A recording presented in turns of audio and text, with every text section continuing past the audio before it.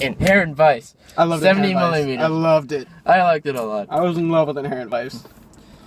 Okay, I think first starters like if you like it going into this movie, like you'd have to like at least It's a lot of subtle humor. it's a lot one, it's a lot of prose, and if you don't like prose like Ernest Hemingway, if you can't even like read through that, then you're not gonna like this movie. You won't even know what's going on. Fucking loved it. It was great. No, like when I texted you about seeing the movie, and you asked about the trailer. It's like, trailer looks good? ? And I was like, yeah. Does it look funny? And I was like, I want to see this. What's the movie about? And I'm like, Nick, there are people who've seen the movie twice, and they don't even know what it's really about yet. I got it. It's super great. The trailer, like, it makes the movie seem a lot more straightforward than it is, but also, because you have like, he has like at least 3 or 4 cases going on, and it all ties to one. The main one, sorta. It's great. And in each new scene introduces like a new character. Like at least for the first hour. But it like wraps up all the characters that I really like. Yeah. And like it gets going really fast, and it's super interesting, and it's really funny. Yeah. Like we also saw Into the Woods, which hold on, Evan. No, I have to add this comparison in here. No, hold on, that's for the next review. But we have to compare them. What? No, this is a completely different movie. Right now. I like both equally. Yeah, you like them equally somehow. Yeah. I feel like this should be talked about, because I hated Into the Woods. I'm in love with Inherent Vice. I know, we're on a time limit. We're just talking about Inherent Vice. We have 3 more minutes. Yeah, but like, Walking Phoenix, like... Super good. Yeah. Well, like, the whole aesthetic of the movie is great, because we saw it in 70 millimeter at the Which ArcLight. was great. Yeah, because like... I know, can't see it again. The whole movie is like... It's in 1970. The movie's set in 1970, so like it's the end of the 60s. It's the end of the hippie era. So in addition with the plot and the whole cinematography, the whole 70 millimeter adds like the grain and the vibrancy of the colors. It adds to the psychedelic feel of the aesthetic. It makes it more yeah visceral. Now I'm not allowed to see it again, so I had to when you watch this movie, you have to pay attention. Yeah. In Walking Phoenix, like, his hair keeps changing throughout the entire movie, because he has, like, he always has, like, the big, sideburns on his, like, chins, but then he keeps changing his hair, so, like, it's, like, the weird, in the beginning it looks like Nick's. In the beginning it's mine. And then, like, he starts changing, like, because it's poofy. No, someone makes a joke about his hair, and so, like, he starts doing dreadlocks. And then to pose as a businessman, he does, like, the weird mullet. Oh, wait, he puts the wig on. Yeah. That was good. And Your Walking Phoenix is this game that, like, he and Paul Thomas Anderson, they're on a roll together because they seem really in sync in terms of how, because Walking Phoenix, he's a really intense, kind of crazy actor. So he can, like, in, like, something like The Master, where he is terrifying. Here, he's just, like, he is probably stoned out of his mind. Maybe. Yeah. Good. Because there's this great scene with when she's doing one case and talking about like he's hearing about like how this wife and her husband met, while like she was trying to throw up like a bag of dope. She's trying to throw up. She goes into a stall, not thinking anyone is in there, with her finger halfway down her throat to throw up a bag. And then she also needs to take a shit. When there's a guy in there who has to take a shit. And then like while she throws up, he also has a hard on.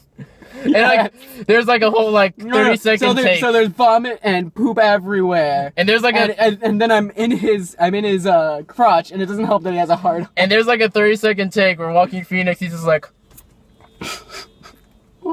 Right. And then he gets a picture of like. Of their baby. Yeah, because like, since it's the 60s, like all their babies like. They're getting like cocaine. They're getting cocaine. Out of breast milk. And so he sees a picture of like the deformed baby or something. And just screams. He's like, ah! Okay. Nice. That's nice. Josh Brolin is a delight. Oh my god. Josh Brolin is a delight because he plays like the best like angry cop ever. Yeah, he does. While still being kind of friendly with the main character. Like you don't really know their relationship. It's kind of out there. It's like the whole like love-hate kind of. No, it's representative like the 70s like government man versus the 60s hippie. Well, they work together. They were kind of askew. Yeah. Referencing how he kind of wants a partner, making you think. No, I'm confused about his whole backstory because like he's also like he has this whole thing with his mom, and he's also like an actor on TV, I think. Bigfoot? Yeah. It's weird. His Because I can't tell if that's legitimate or if that's just part of Joaquin Phoenix being stoned. I don't know. No. It was great. But the things he does with the banana in this movie are weird. This is like the And things a he does. popsicle. When he deep throats the popsicle. And that's another scene where like Joaquin Phoenix. It's funny because Joaquin Phoenix is like He's he's. staring at him eating So stuff. he's like, there's like a whole like that's like lasts a whole minute. Like that's Easy. there's Of nothing someone going eating on a except that. popsicle. Yeah, Owen Wilson, like I think he's like the only like weird part of the movie. Cause he didn't seem to fit. I didn't know what he was doing. Maybe he wasn't supposed to. Yeah, but Paul Thomas Anderson, he does like an incredible job as just capturing the nostalgia of the 60s. Mm-hmm. All the architecture is really great. Yeah. Oh, there's this great shot where like he and like Sheenan, what was her name? Shasta. Shasta. Like, okay, they're running in the rain, and like they come across like this barbed wire, and then they kiss under like this Barber shop like in the rain with the neon sign, and then like it cuts to like later on when after they've broken up, and he's investigating the case, and he sees like he comes to the same place, but instead of the barbed wire, it's now this big golden. And they get the address for that place by by Ouija doing board. Ouija with Louise is her name, who knows more than Loose. she should. It was Loose. Is Luce? Yeah. Who knows more than she should. And even then, Luce is. I'm Oh, confused about her God. character because she could also be like part of his head, because like she doesn't interact with anyone. That's true.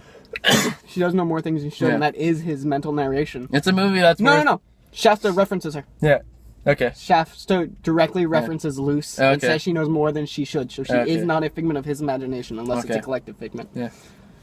It's Love possible. it. Yeah, this movie like It's really good. to really appreciate. You do need to see it twice. No, you don't.